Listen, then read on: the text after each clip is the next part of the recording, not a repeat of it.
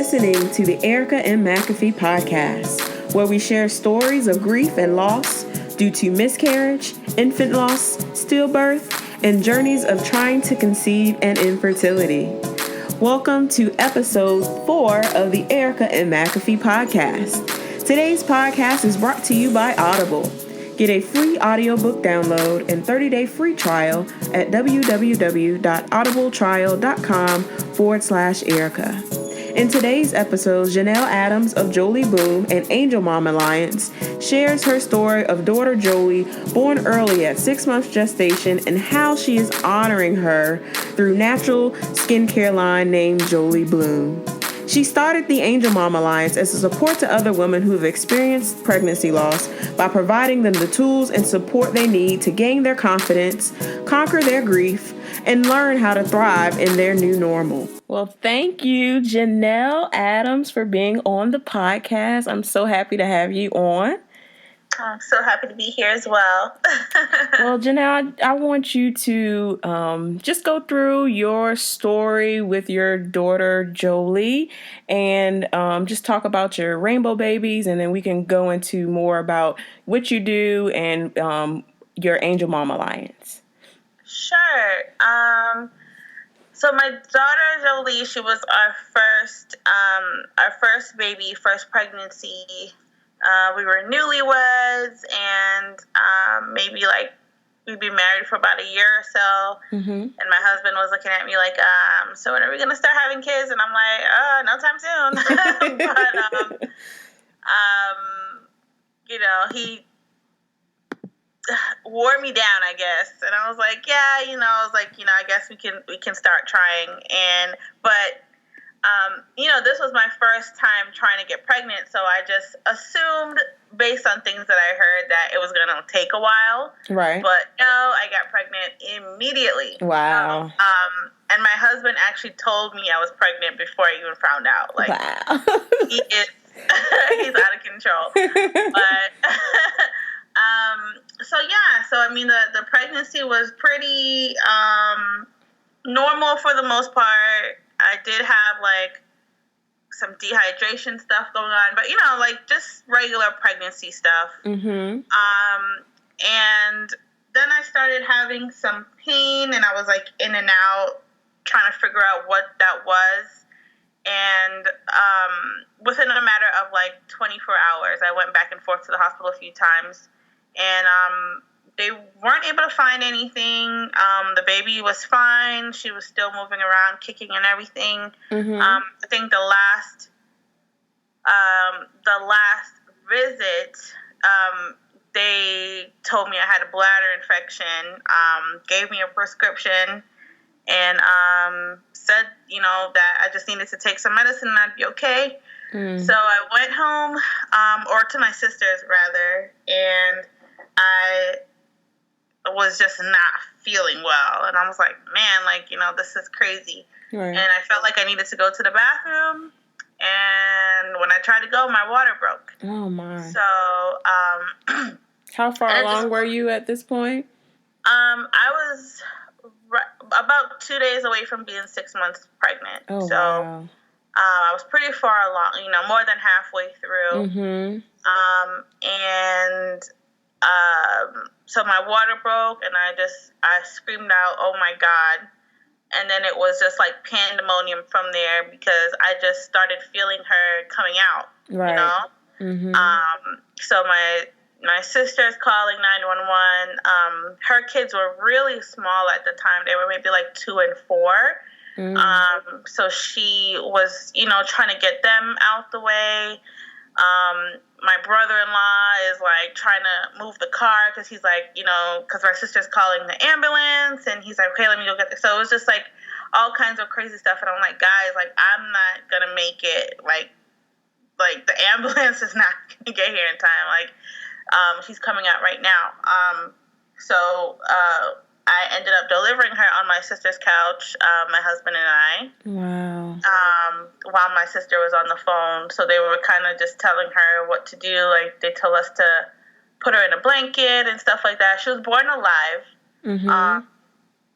So it was weird, because there was so much going on, and it was so shocking, but at the same time, I was so happy to see her. Anytime you have a baby, it's like you're just so in awe because you're getting to see the person that has been growing inside of you and the little person you've been feeling kicking and moving around. Right. So it was a lot going on, but I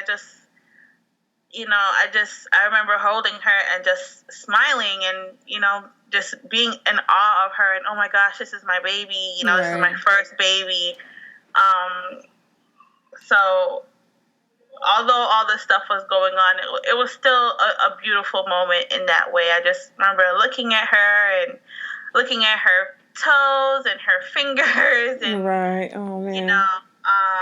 and then the ambulance came. They took us to the hospital, and I thought she was going to be okay. I knew it was really, really early, but I was like, well, she's alive, and she'll be okay. I've always been like a really positive person, and I just felt like everything was going to be fine.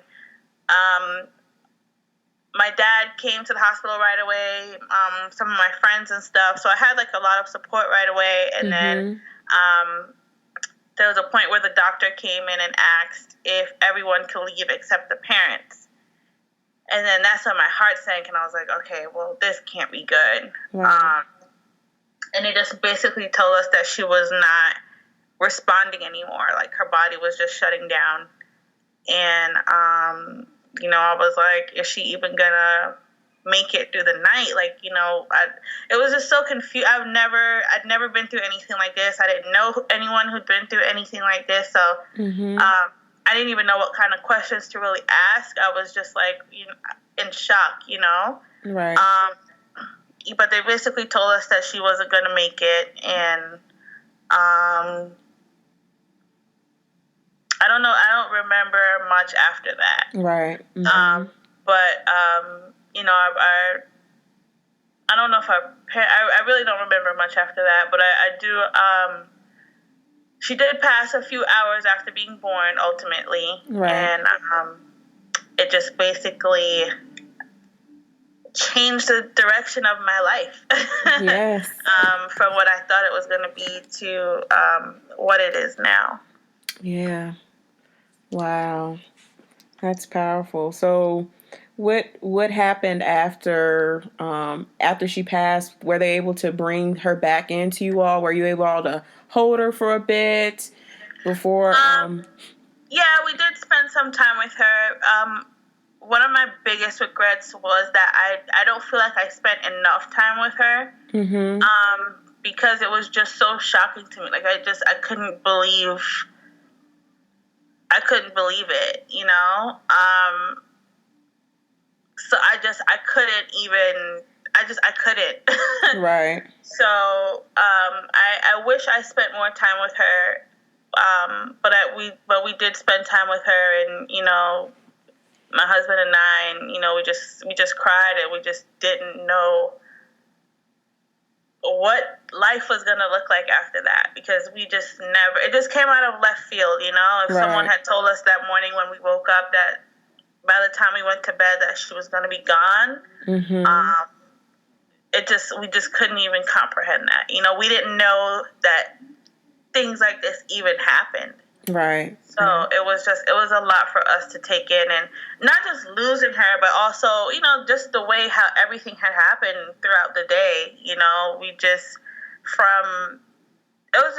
was traumatic, the way that she showed up, and just, seeing her little body hooked up to all these machines, and then she's alive, and then everybody's telling us, she's going to be okay, and then all of a sudden she's not, and then now she's gone.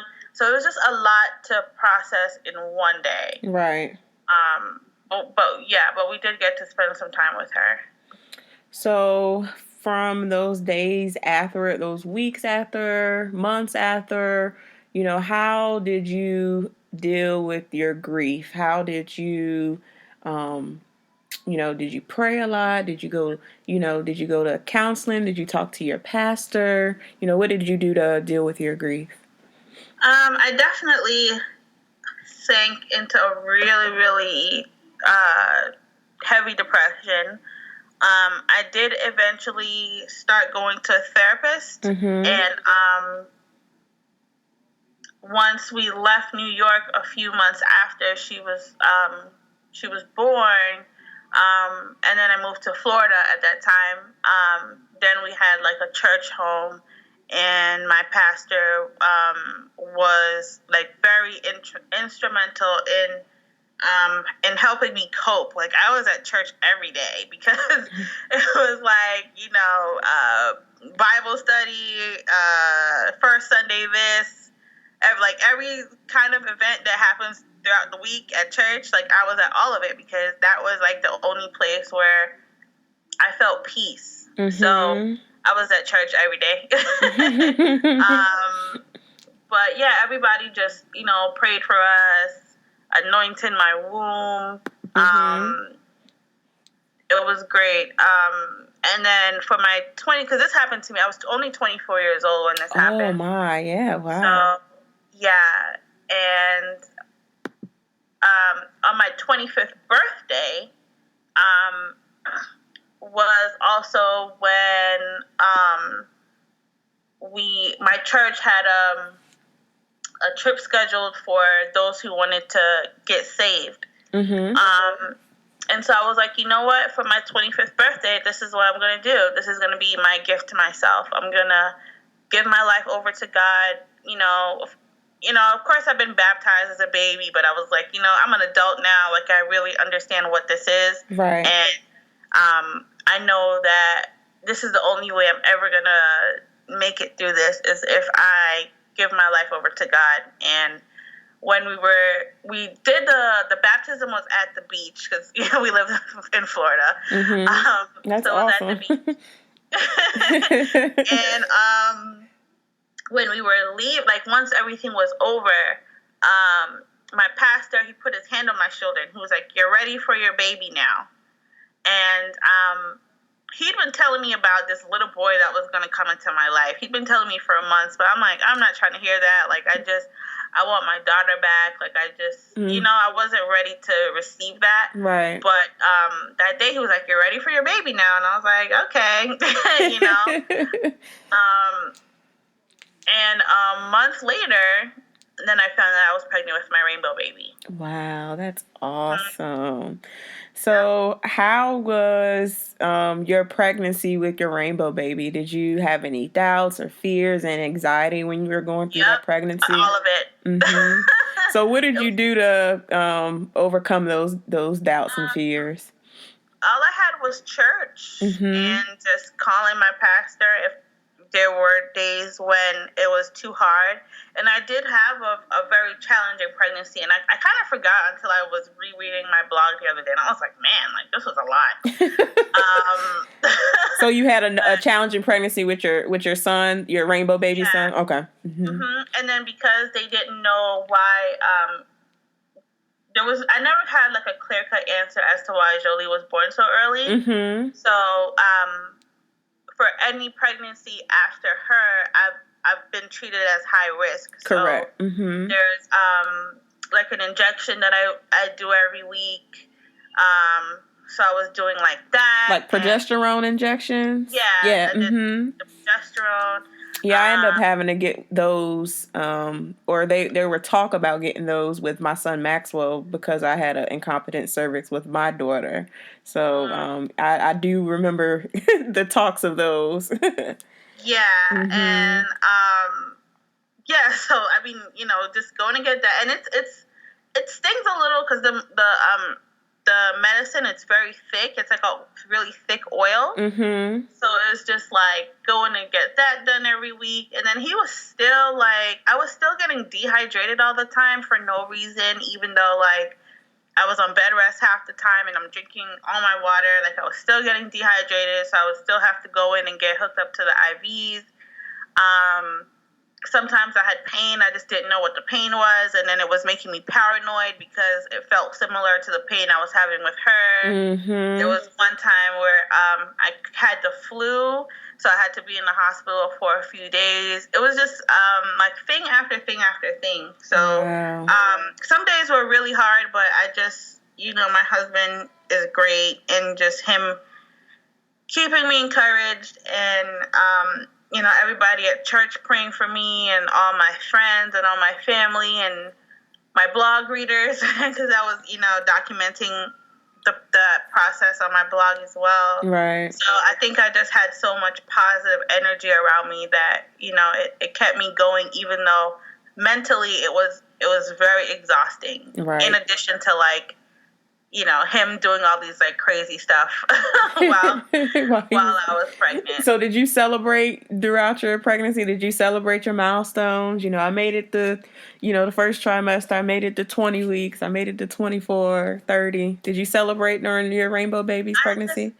be honest, I didn't really celebrate. It was just I felt like I could breathe a little bit more, especially after I got past the 24th week. But there was always a fear in the back of my mind, what if this doesn't work out?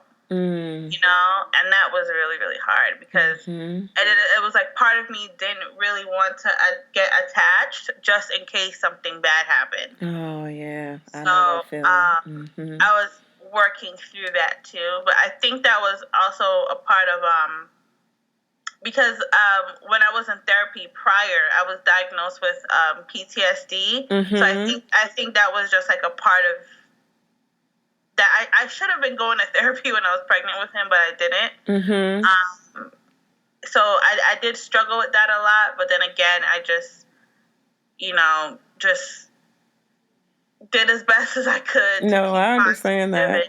So you really felt like your faith grew when you were pregnant, for sure, because you had all these people around you praying for you and rooting you on, even though you're kind of doubting yourself. So I definitely can attest to those feelings as well during my rainbow baby's pregnancy. I definitely can attest to it. For you, the listeners of the Erica M. McAfee podcast, Audible is offering a free audiobook download with a free 30-day trial to give you the opportunity to check out their service.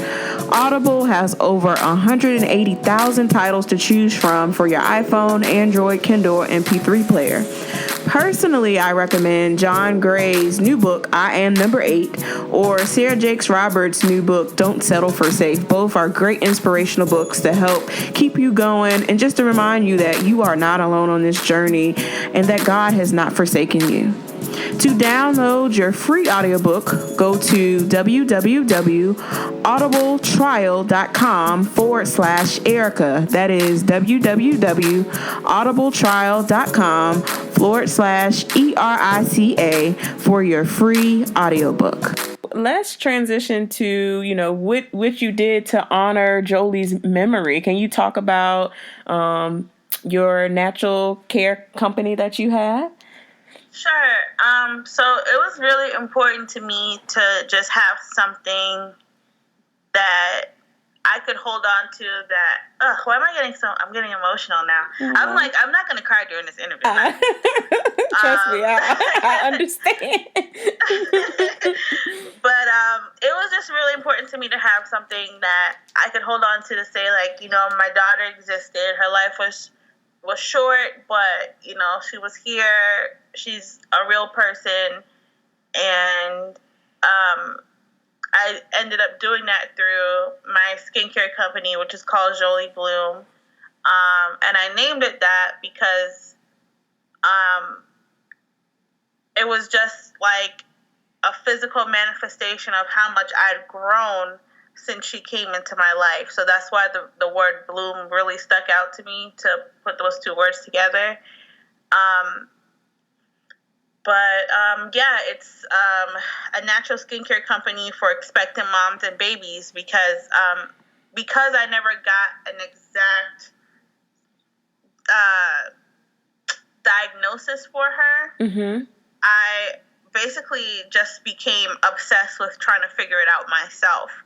And I was really into, I've always been really into beauty products and all that stuff. I even went to skincare school. Oh, wow. And I got paranoid about everything. And I was like, oh my God, even the products that I'm using could have possibly contributed. Everything. I was obsessed with like everything, and I was like, well, I don't know what happened, so anything I can try to control, I'm gonna do that. Right. You know, whether it was like what I was eating, what I was putting on my body, because I mean, everything, you know, everything goes into your body. Your skincare products, 80% of it, you know, or excuse me, 60% of it, what you put on your body goes into your bloodstream. So I was like, okay, well, this I can control this too. And with my skincare, my background in skincare, I was, you know, I always wanted to do it, and I was like, you know what, I'm gonna go for it. I'm gonna actually create these products I've been thinking of all these years, and I don't know if I would have done it if that didn't happen and inspired me to really be conscious of like ingredients and things like that, you know? So now there's this brand. So for other women who are pregnant and stuff, they don't have to be paranoid about what's in their products because it's, you know, natural stuff. I hand make everything myself. And yeah, it's safe and gentle, and you can use it while you're pregnant. You can use it on your babies, and you know, for everything thereafter, it can grow with you. So that's awesome. I'm really excited about it. That's amazing. Oh goodness, that's so great. So and where Jolie Bloom is 3 years old now. 3 years old now. Oh wow. So where can people find the products at? What's the everything website? is at joliebloom.com. So www.joliebloom.com. All right, that's awesome. So let's transition on to how I found you on Instagram with your Angel Mom Alliance. I was searching hashtags. We were talking before, and I found her, and I was like, oh my gosh, I have to interview her. She's just like me. I mean, it's unfortunate that we meet this way, but when you find someone who's had a similar loss or has gone through a loss, we share that common bond, and it's good to be amongst a group of women where we all kind of get it. We all understand each other. So let's talk a little bit about the Angel Mom Alliance and what you're doing with that. Sure. So that came about because last year I just started feeling like God was telling me that although I was doing something to honor her, I needed to do something that was going to directly make an impact on other women like us. So it's like, you know, it's cute that, you know, you have, like, this is the thing I kept hearing in my head, like, you know, that's cute that you have your products and everything, but, you know, what are you doing for, like, the actual women that are going through this, you know? Right. And, the voice just kept getting louder and louder and louder. If I'm being honest with you, I heard it for a few years, but I was like, I don't really want to go there. You know, I don't feel like I've healed enough myself to help other people. Same here. So, which is a lie. Right. You know, it's these things that we tell ourselves that aren't true. You know, and so I just kept putting it off, and like my sister would talk to me about it all the time, and I'm just like, I'm gonna do it. And then last year I became pregnant with my second son, and my sister still kept talking to me about it, and I was like, you know what? After I have this baby, then I'll go ahead and start it, because I just wanted to make sure he was here before I went back in that, because it does take a lot out of you to, because it's like, almost like you have to go back into your own story to remember how it felt in order to help people, you know, so that you can empathize with them and really get down to where they're feeling. So, you know, I was nervous about doing that while I was pregnant, because I went through the same thing again that I did with my rainbow baby in terms of like the paranoia and just, and then I found out while I was pregnant with him that he was having some health issues. So I was just like, I can't right now. It's just mentally, I can't do it right now. But after I have him, and I know he's here and he's safe, then I'm going to go for it. And that's what I did. So I just started a Facebook group, and that's called the Angel Mom Alliance.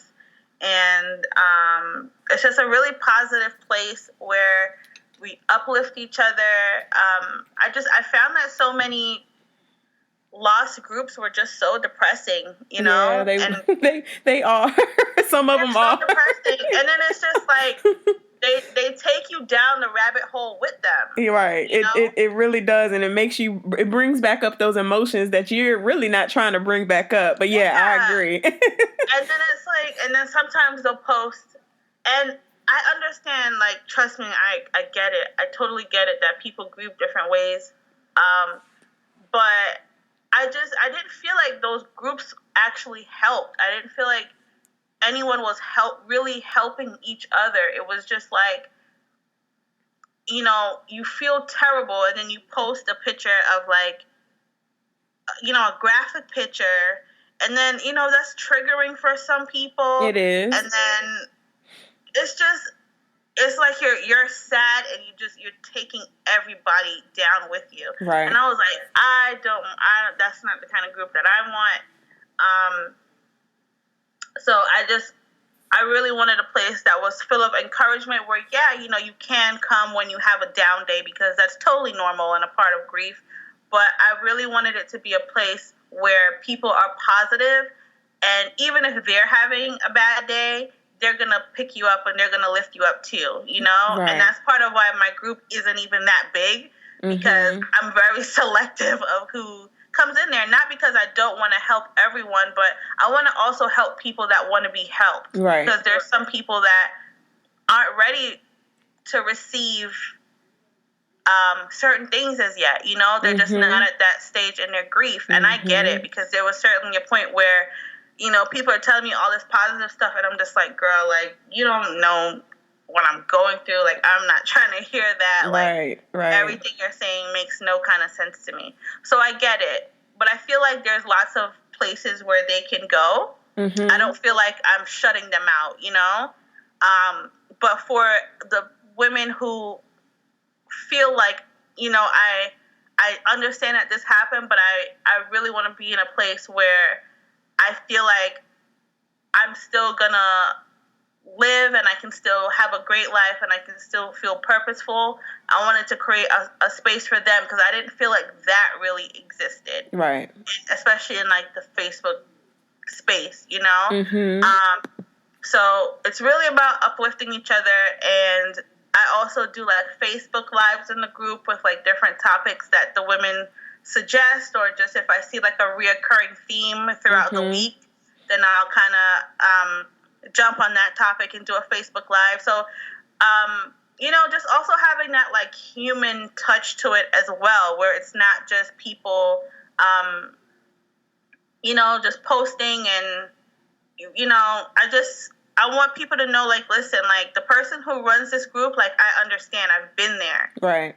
And, like, whatever you need, more than likely someone else in the group needs it too. So, you know, I can do videos, and we can talk, and we can interact, and that way I can help people live, you know. But it's really around helping. It's not just like I don't want it to be a sad place. And, you know, we all have sad days. You know, like, even my daughter's birthday this year was really rough for me. So, you know, even I went in there, and I'm like, hey, guys, like, just lift me up today. You know, it's going to be a hard day for me. So I'm not saying that people can't come in there and be sad. But when you post something in there, I guarantee that people are going to just rally behind you and really lift you up. Like, they're not going to meet you in that dark place, right. You know? It's going to be like, okay, girl, like, we got you today. Like, what do you need? You need a prayer? Right. You need a virtual hug? Yeah. Or, you know, I went through this, and this is how I got through it. And it's women at all levels. Like, sometimes women join that group a day or two after their loss, you know? Oh, yeah. But even so, they're just like, I need to be around positivity. I want to be uplifted. Right. So, no matter what stage of your grief you're in, or how long ago your loss happened, or how soon it was, like, you know, we have women of all different spectrums in there. And then in addition to the Facebook group, then I offer individual counseling virtually for anyone who wants to talk privately, one-on-one. I offer that as well, and that way we can I use a program kind of like Skype, and that way we can see each other and have a one-on-one interaction, and whatever they're going through, maybe they don't want to share it in a group, or maybe they don't have a friend or family member they can talk to about certain things, or maybe they're like, therapy is not really for me, I want to just talk to someone who gets it. Then that's where I come in. So this is me really, really doing something that's directly helping women who are like us, who just want to be supported, don't want to feel like freaks of nature, because sometimes people treat us like that, or they just don't know what to do with us. They don't know what to say. They don't know if they should invite us out places, So more than anything, it's the Angel Mom Alliance is about community, and it's a movement more than anything else. Like, I have lots of grand plans for it. Awesome. But I feel like starting with the Facebook group is a good starting point, and I'll just keep going from there. Yes, it is. Yes, you heard right. Auntie Maxine Waters said it best. It is time for us to reclaim our time. Not now, but right now. It's time for you to practice some self-care. If you experienced a miscarriage, infant loss, stillbirth, or are on the journey to having children, self-care is important not only for your physical body, but your mental health. Join my mailing list to get a free, like I said, free $99, Reclaiming My Time Self-Care After Pregnancy Loss Guide by visiting ericamcafee.com/reclaiming my time. All of those who are listening, please join the Facebook group, and you'll see the community that she's developed so far. And I can attest to everything she just said about other lost groups. It's nothing like going back and scrolling back and looking at all the encouraging messages and comments from everyone. Even when I just posted a little snippet of my story, someone commented on it, and I was like, oh, that's sweet. Yeah. That was encouraging, even though, like she said, no matter where you are on your grief journey, whether you just recently lost someone, your child, or your years past, we still need that encouragement, because I think we all still have triggers, especially around those birth dates or just dates in general, or things that we may see. We still all have triggers that'll bring us back to those moments and those emotions that we don't necessarily want to bring out all the time. So yeah, and it's just so much easier when you do have those triggers to just go somewhere where you feel like you can talk about it, and there's no judgment. There's no like, oh, you're not over that yet, or you're still on that, or you're still sad, People,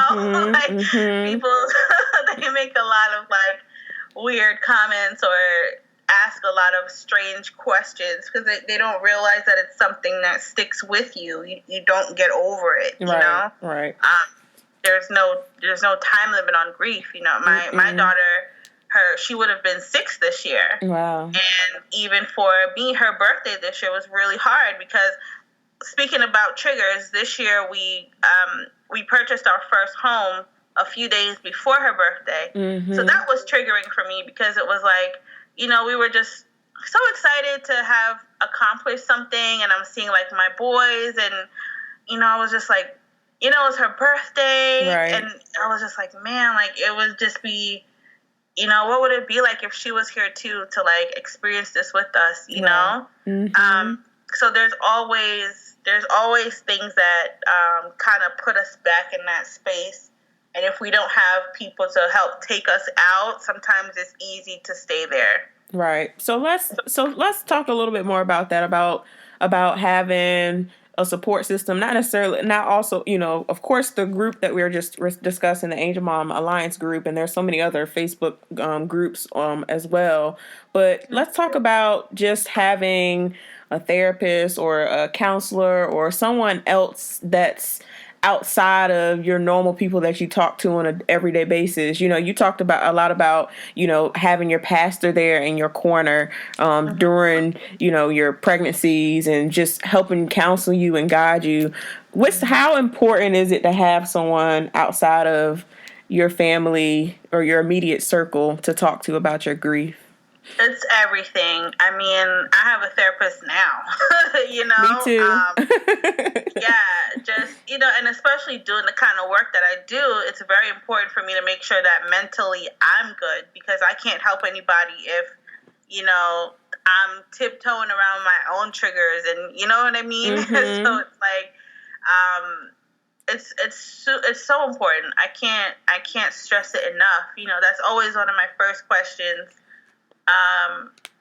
With anyone, I always ask if they're open to therapy or if they've gone, because it really is important to just get those feelings out and not keep them to ourselves, because it'll really eat you up inside. And if you don't address it and you try to pretend like it doesn't happen, it'll come back and bite you eventually, no matter what. Like, even if you go on to have other kids, or it could be, I met someone where she never really dealt with it. And 13 years later, she was just having a hard time. And she was like, I don't get it. She's like, I have other kids. Like, and I was like, well, did you really grieve that loss? Mm-hmm.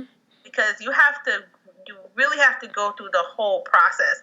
If you skip any of it, right, it's almost like anything can happen to bring you back to where you were. And it can happen at any time, because, again, things can trigger you. So if you get to anger and you don't really deal with it, there's going to be things that are going to just set you off. And you're not going to know why you're so angry. But then if you really think back, like, did I deal with such and such? Oh, no, I didn't. Okay, well, that's what's triggering your anger a lot of times. Wow. Or I spoke with someone on my podcast, and she expressed that she didn't really deal with her loss, particularly because it was an early loss. And unfortunately, we do have so many women who feel like they can't grieve because they lost their baby in, like, the first trimester and things like that. No. And it's like, that still matters to you. Like, you still have to grieve that. But at the time, she didn't feel like she had the right, and she ended up doing a lot of self-destructive things. Right.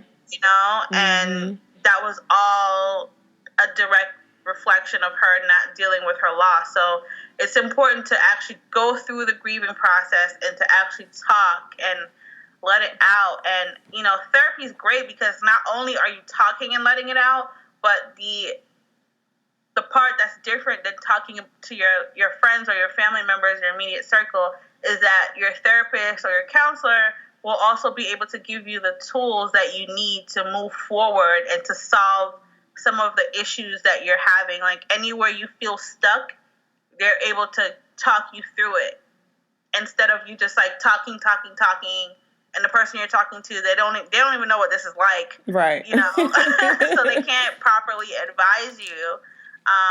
But a therapist, especially if they're a grief therapist, they'll be able to give you certain things that you can do to grieve in a healthy way, and coping tactics and things like that. So I can't stress therapy enough. Even if you haven't gone through a loss and you're listening to this, you probably need therapy. You just probably don't even know it. No, and that's the reason why I wanted to bring it up, because it's needed. As much as I always hate saying, "Oh man, I need to go back to my therapist or go back to my counselor," every time I go, I'm like, "Man, why didn't I go?" Exactly. Like, I recently started going back to, and I'm just like, why did I wait so long? Yep. Because it's like, I can just go and talk and just get a weight off my shoulders every single week, and it is so good. Yeah, so I agree. All of that she said. Everybody needs a therapist. Everybody needs one, yes. So, Jheanell, oh man, I don't want to hold you longer, but I would love for you to give some encouraging words to our listeners, those who, like I said before, maybe you aren't scared to share their story or just don't think they need to grieve. What's the best way we can support one another as angel moms? I think the best way to support one another is to talk about our stories so that we don't feel like such an anomaly, you know? When this happened to me 6 years ago, I didn't even know this was a thing. I didn't even know this happened. Right. You know? Thankfully, over the years, women have started opening up more about it, you know, especially women like you and myself creating platforms to talk about this stuff. But it's just important to talk about it so that you will realize that you're not the only one. Although all of our stories are unique, unfortunately, there are more of us out there than we realize. And once you do cross over into this world and you start sharing your stories, you might realize that people you're close to have gone through similar things, but they just never talked about it either. So I would just say talk about it, whether it's to your therapist, whether you want to, if you feel like posting about it on Facebook just to get some feelings out sometimes. You know, blogging helped me a lot.